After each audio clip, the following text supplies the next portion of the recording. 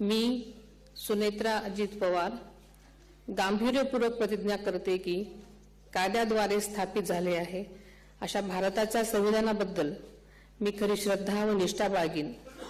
मी भारताची सार्वभौमता व एकात्मता उन्नत राखीन। मी महाराष्ट्र राज्याची उपमुख्यमंत्री म्हणून माझी कामे निष्ठापूर्वक व ससद्विवेक बुद्धीने पार पाडेन आणि संविधान व कायदा यानुसार सर्व तऱ्हेच्या लोकांना मी गांभीर्यपणे व निपक्षपातीपणे तसेच कोणाच्याही विषयी ममत्वभाव किंवा आकस न बाळगता न्याय वागणूक देईन।